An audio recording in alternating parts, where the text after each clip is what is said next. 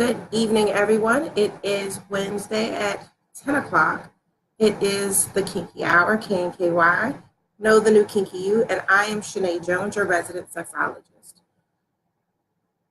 First of all, I'm a little late, so I want to apologize to everyone. But the reason why is because my daughter got the experience of performing at the halftime show for the Harlem Globetrotters that were at Capital One Arena tonight. And I'm first of all, I'm extremely proud of her. But the idea behind letting her do something like this is to create an experience. It's very rare that children have the opportunity to do something like that. I had not that experience, but as a kid, I remember some monumental moments. And when we have those moments that are impactful to our lives, sometimes they're small, sometimes they are bigger, more wow effect. But at the end of the day, it's really all about creating experiences. And although in this particular regard, I'm talking about my daughter's experience, it makes me go back to relate to the different ways that I grew up and the different things that I experienced as a kid and how they impact me today. One of those things is the topic of sex. And up until recently, within the last few years, did I even correlate how important the experiences and the messages were as a child, as a young adult, and how I would translate those messages into my adult relationships and my sexuality as a Black woman. So one of the things that I was asked recently is, why do I do what it is that I do?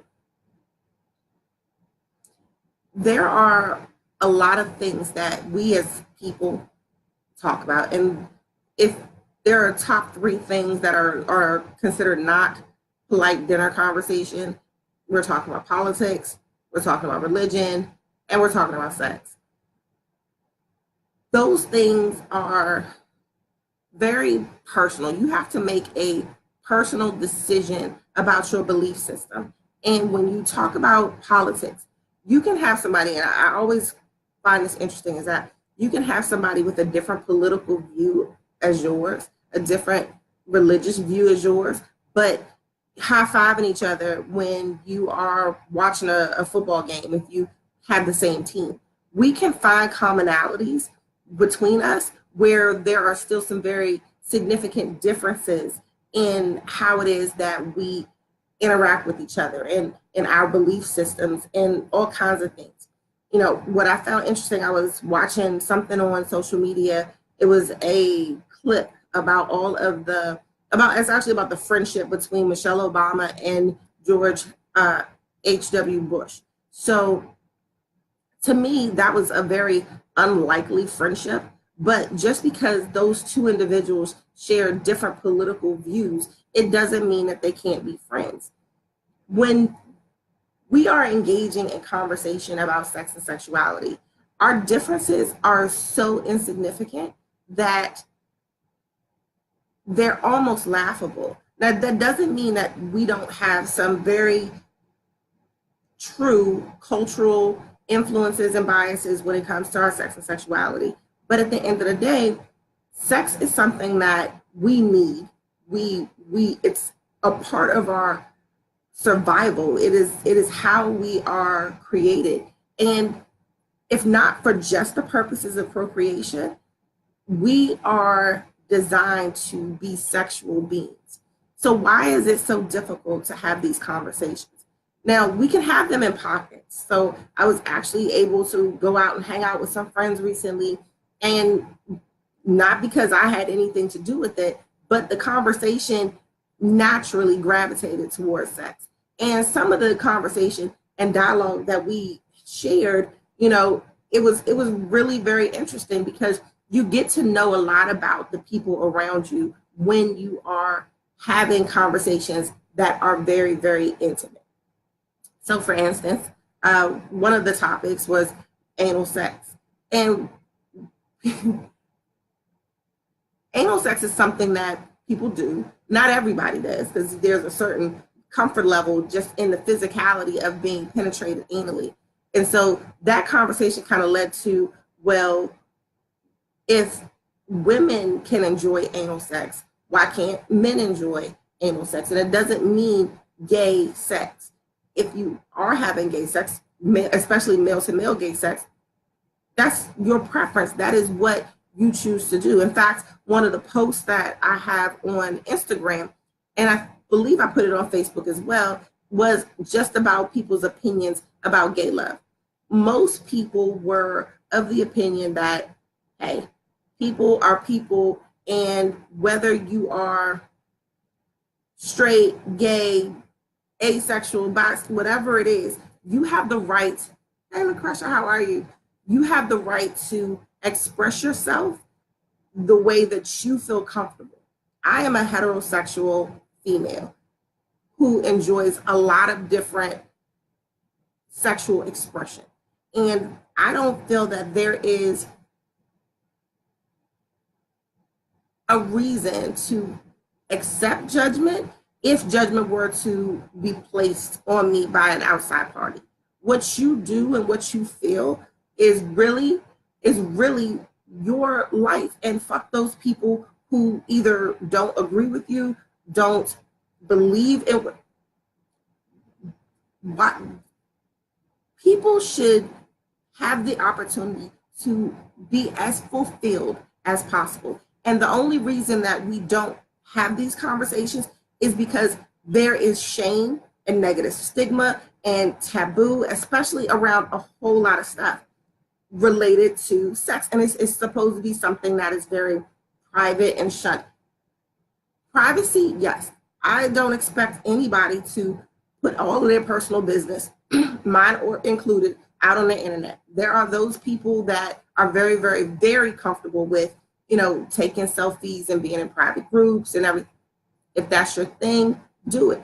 I'm asking everyone to have a more elevated conversation about sex and sexuality, how it impacts you, how it impacts future generations, what the influence of our family dynamics from the past have led us to where we are, and ask ourselves why it is that we can stand up and debate publicly about our political views. We can have conversations politically about,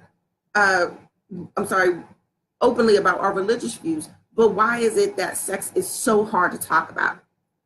If women can have anal sex, why can't men? Why is it considered gay sex if they're exploring with a woman? Perfect question, and this is actually what we were talking about in the gathering that I went to. Women are expected to be able to have anal sex because it's a penetrative act, because typically the man is inserting. And then when it has a conversation where men are being penetrated, it automatically becomes a gay act. That is not the definition of gay.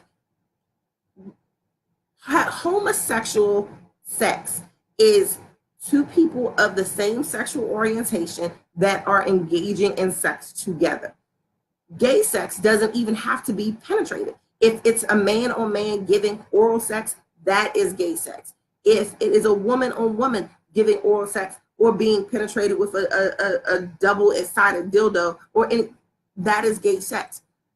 To have a man be sexually satisfied because he enjoys having his prostate manipulated, especially internally, which is either by penetrating with a finger or some small toy or even a dildo, that is not gay. People should be able to enjoy having sex the way that they like. And if a man, because I'm choosing to say men because men carry this stigma way worse than women do. If a man chooses to have sex and be stimulated with a female partner, that does not make him gay. What it does is make him aware of what turns him on sexually and be able to accept that for who he is, be with a partner that accepts that for who he is, be able to explore that realm of his sexuality without fear, without judgment, without anything that says, I am less of a man because I like this. I'm not less of a woman because I like anal sex. I'm not less of a woman because I perform oral sex. I am not less of a woman because on any given day that there's something colorful, because otherwise it's vanilla, something colorful that I enjoy doing. Why should I be looked at any differently because there are things that I enjoy? Whether it's a man, whether it's a woman, whatever your orientation is, you should be able to enjoy sex, which is why we need to talk about it. There are things that go on in our day-to-day lives that are stressful, that, we just got through Christmas. And I'm sure that a lot of people spent way too much, are perhaps worried about the credit card bills that'll come in January for everything that they bought in December. There are things that we sacrifice in life in order to provide happiness to other people, to be able to say, I was able to put a smile on this person's face because I was able to do X, Y, and Z. Sex is the same way. First, whether you're willing to talk about it openly, like in a forum like this. The reason I chose to do this is I literally felt a calling to do something more significant with my life than the things that I've been doing for the last 20 years. I started out my career path with one thing in mind as far as being impactful and changing. And I was working for the government and making sure that the city that I lived was treated with respect and doing the things that I could do to help stimulate that. And I feel that I've done a good job. And honestly, everything that I've done up until this point helps me do what it is that I'm doing here. Sex is a undervalued, overinflated commercial thing because all it is titties and ass, shaking, twerking, gyrating, popping, whatever you can get on Pornhub or YouTube or XTube, or anything like that. We can do better. You deserve to understand how your body works.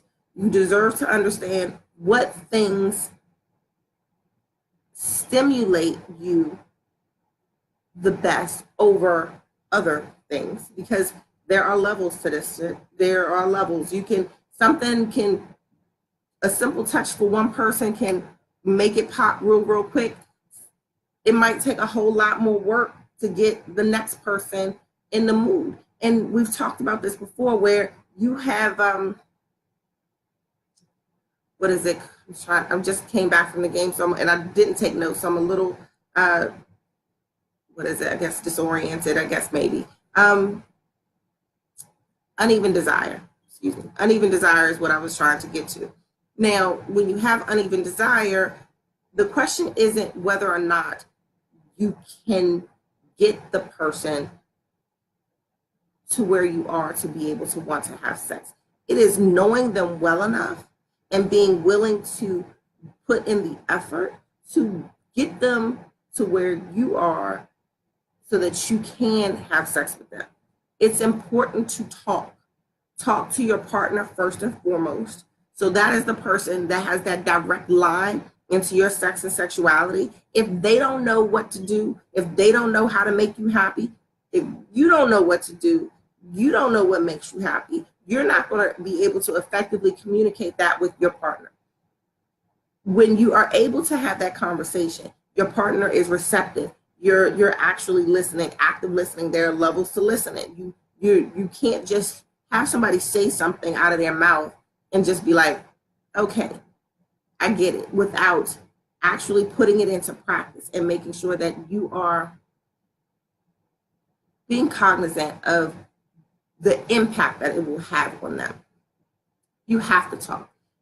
Even in conversations like this, because I'm still considering this a conversation. Thank you, Tanika, for joining and asking the questions. Thanks, Janet, for joining and asking questions. Feel free to continue to look at the videos and post and ask questions, because I go back to say that when people have these conversations and dialogue about sex and sexuality, we learn so much about ourselves. We learn so much about each other. It is a crazy thing. And just like people can get on their soapbox and talk about sex and religion, you should also be able to do the same thing about sex, which is what my goal is going to be for the rest of my life, because this is where I now feel that it is important to teach our children, because I started this conversation talking about my daughter and the experiences that she's going to have in her life. And knowing the things that I've experienced coming up, I would like to give her the best chance. Now, mind you, I got a long way to go. Not too long, because, the world is changing. However, I have to start planting the seeds now to make her empowered to, one, be able to speak up for herself, not be taken advantage of, and not put herself behind the wants and the needs of the person that she is with. She needs to be able to articulate what makes her happy and be able to say what doesn't. That is equally as important. Have the conversation. Why talk about sex? It is because it is important. It is important to you. It is important to us. It is important as a race, as an ethnicity, as a worldwide community. It is important. If I've said anything in this video and past videos that has either helped, or you've questioned, or you don't understand why it is that I'm saying the things that I'm saying, have the conversation. I am one person. This is my opinion. This is not biblical. I'm not writing gospel to say that this is true across the board for everybody. But my truth can extend to the next person. That next person next to them might have some completely different vision and version of how their life and experiences are supposed to go. Just because it's different doesn't make it wrong. We have to put ourselves in a position to be better equipped to change the world. Everybody talks about the world starts changing with one person, and it can and it does. I'm gonna show you something. I haven't started reading it, so don't judge me.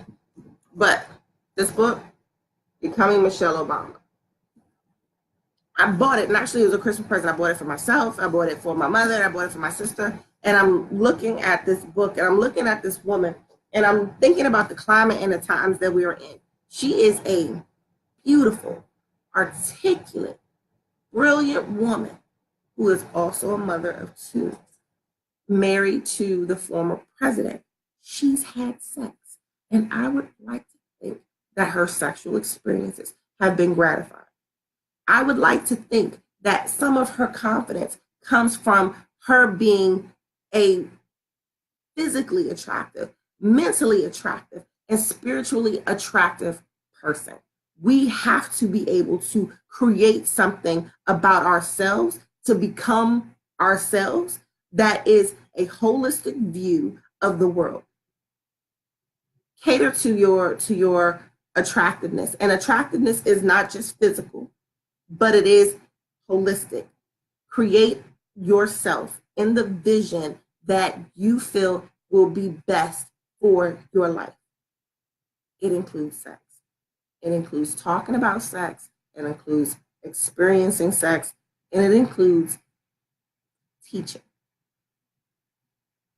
Teaching each other through past experience, through future goals, through everything. Which part did I whisper? I don't know. It's